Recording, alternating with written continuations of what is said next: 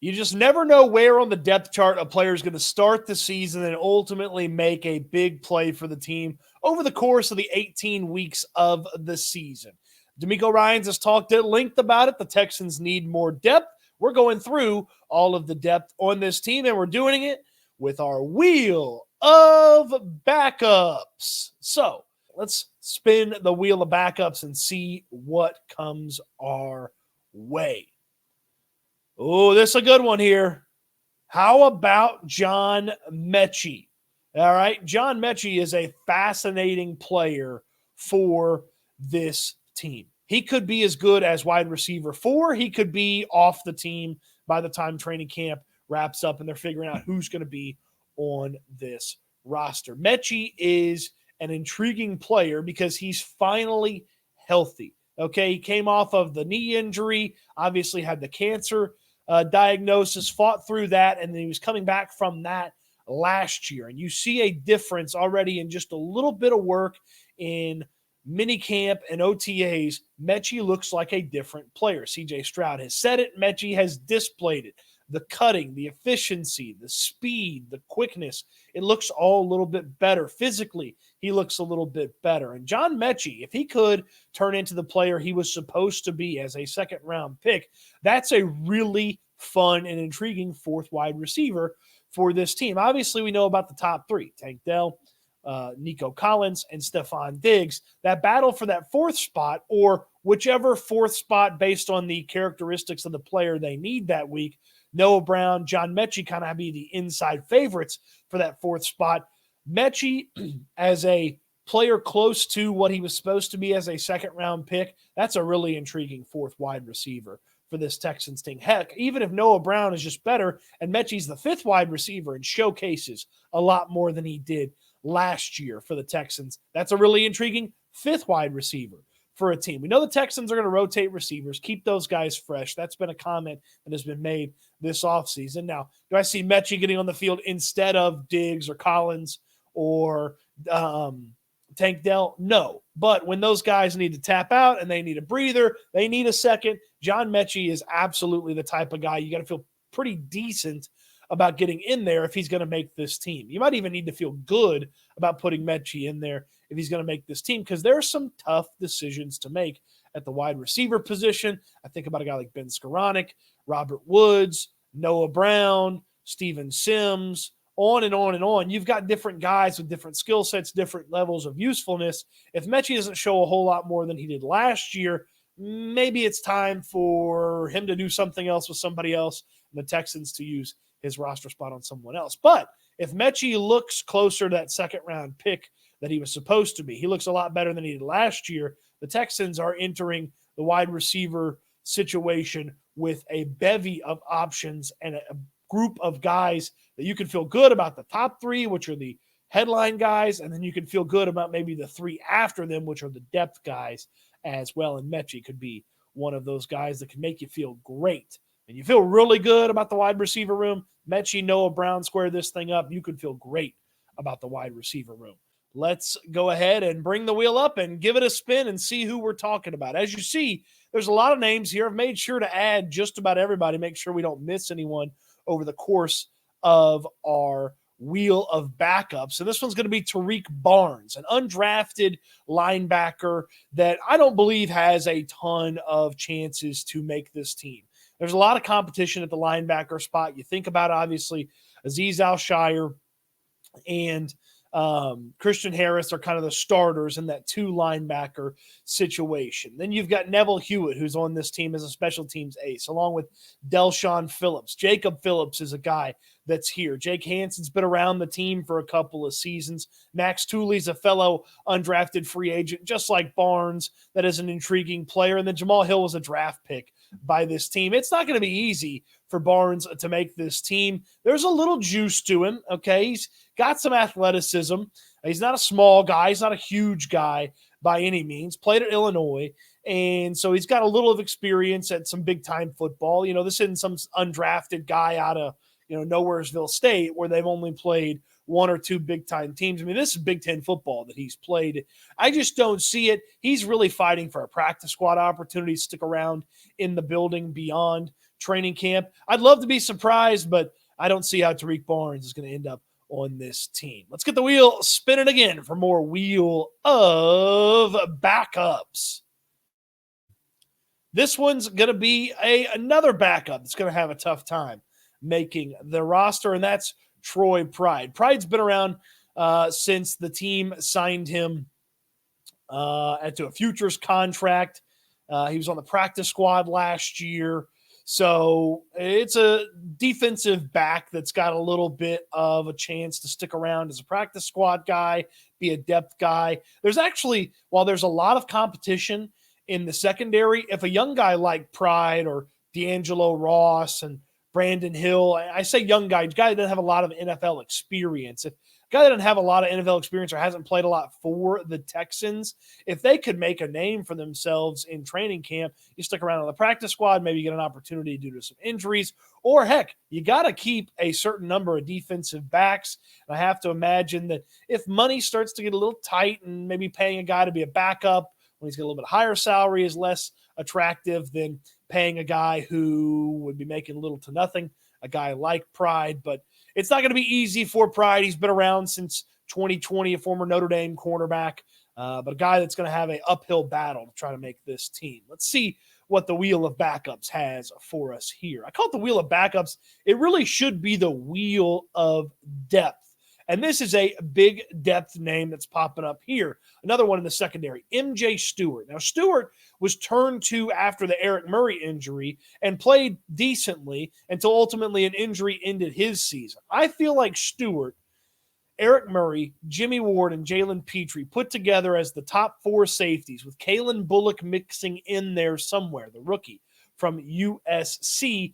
That is a intriguing and interesting safety room that you can do a lot with those guys. There's some special teams usefulness to those guys. And a guy like Stewart, who's been around this team as a special teamer and has been around this team as a sometimes contributor on the field, is a guy that can certainly stick around for the Houston Texans and can make a name for himself on the depth chart. He's also the type of guy that we just talked about, Troy Pride or some of these other defensive backs. He's the type of guy that gets pushed by the young guys as well because he's not as established as the Wards and the Petries are. So won't be easy for MJ Stewart. I liked a little bit of what he had to put together last year prior to the injury. The team has him back again this year. And as a backup player, a pretty solid player. So it's not the worst thing in the world if MJ Stewart ends up on the depth chart, and maybe with some experience on this team and in this system, it's a little bit easier for him to make it for the Houston Texans. Let's spin the wheel again, see what comes up here. Let's see. Got some secondary guys, a little wide receiver action for you. All right, Jaylen Thomas is a backup offensive lineman, and I have a hard time figuring out exactly what this offensive line is ultimately going to look like. Thomas is battling a handful of guys for a roster spot on this team. Blake Fisher and Charlie Heck, I would think, are squarely ahead of him, not only for Fisher being a draft pick, but Heck's got experience with this system and has played a little bit here in the NFL. Thomas is a guy that they brought over towards the back end of last year or throughout last year and is around and has the opportunity to get on this team again. David Sharp is a guy that he has to beat out, a free agent that the Texans brought over in free agency from Carolina, and Killian Zier, who is a undrafted rookie the Texans had last year. He got hurt, was hurt for the season, but he's back on this team again this year. Showed some promise at Auburn a little bit. He's a big kid. He's a young guy. There might be a little something there. Originally from Germany, Zier is. But Thomas has quite the uphill battle to make this team, but it's the tackle spot. You never know how good or bad somebody's going to look in the limited real reps that you can judge. And you need to keep guys like Thomas, not necessarily on speed dial, but you need to remember where his name is in your contacts, just in case those dreaded tackle injuries pop up yet again.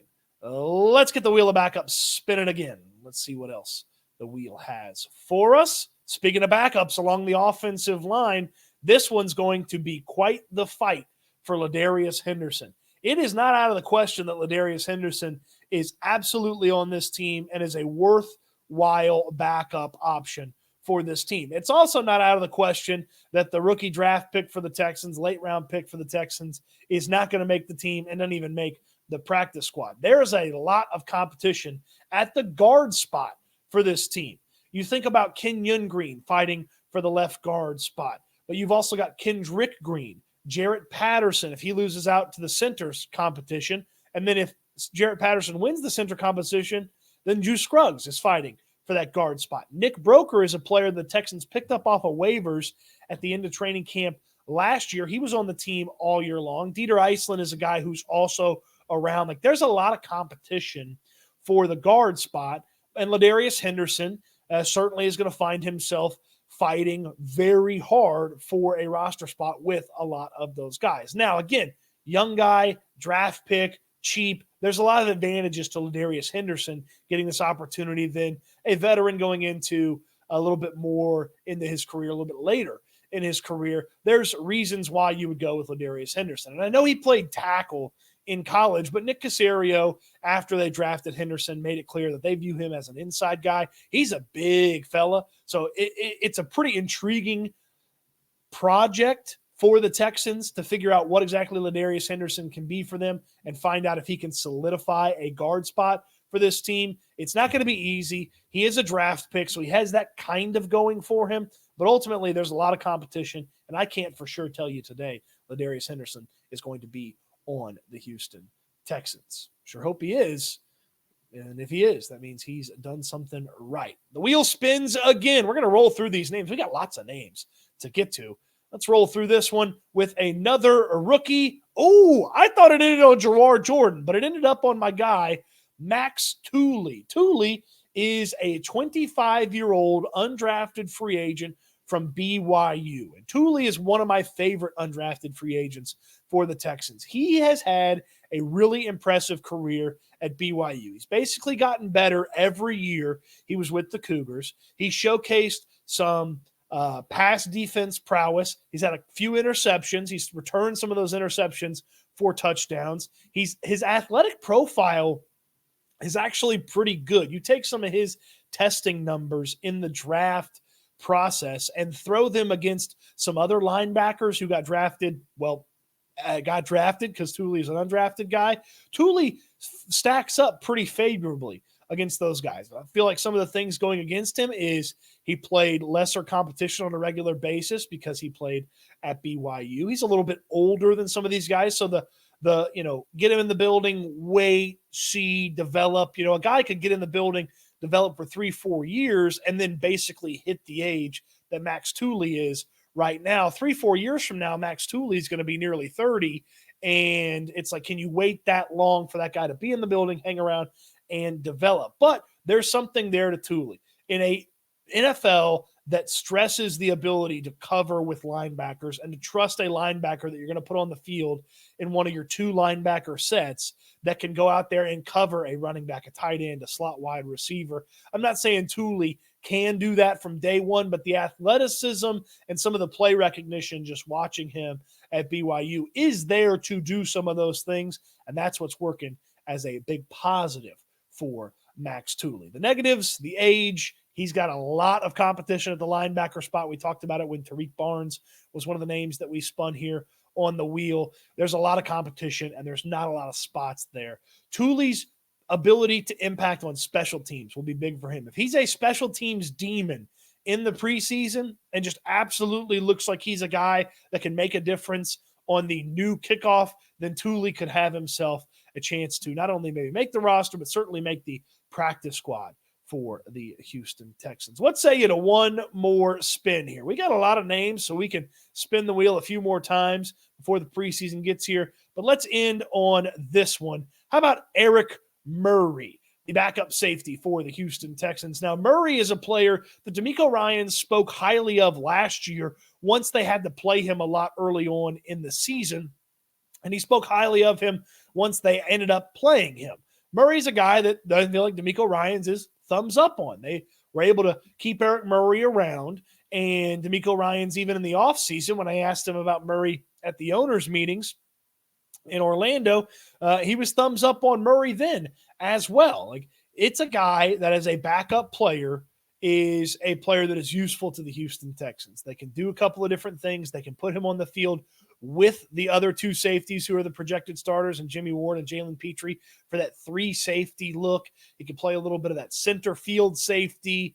He can, and that allows you to push Jalen Petrie or Jimmy Ward up into the box. Murray is a fun depth player for this team, and I'd be pretty surprised if somebody this season beats him out for depth repetitions. Now, ultimately, you hope that Kalen Bullock can push him for depth opportunities and then ultimately push past Eric Murray and become a starter for this team at the safety spot. But as far as Murray goes, he is a key depth piece because of the health concerns of Jimmy Ward, so you may need to play Murray. The inconsistency concerns for Jalen Petrie, so you may have to play Murray. The tough part for Murray is he's a health concern guy as well. He got hurt early on in the season, and the Texans were missing him for the rest of the year.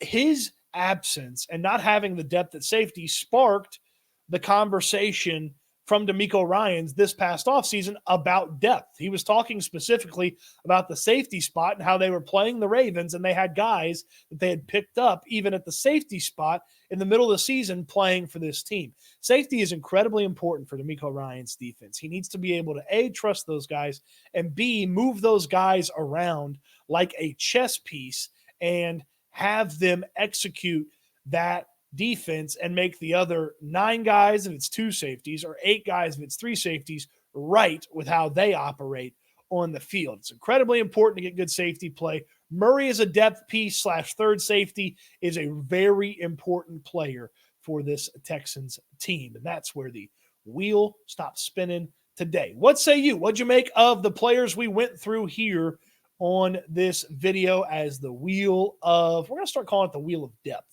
The wheel of depth spun again, the wheel of backups, if you will. We're working on the name here. You notice we changed the colors a little bit, got them a bit more Texans colored on the wheel. But Eric Murray, our latest one, covered some other names on there, some interesting names, some long shots, and a for surezy in John Metchie that, I say for surezy, should be a for surezy if he performs the way that he did in OTAs and minicamp. What say you? What do you make of those players? Let me know in the comment section down below. On your way down there, throw me a thumbs up on the video. Subscribe to the channel if you haven't already. Let me know what you think about the wheel and suggest some other wheelish topics that you might like to see. The wheel will roll on this week, and we've got some maybe explosive conversations for you to celebrate the 4th of July later this week. Subscribe to the channel so you don't miss any of it. Appreciate you watching. Hope you enjoyed the video. Can't wait until we talk Texans again soon.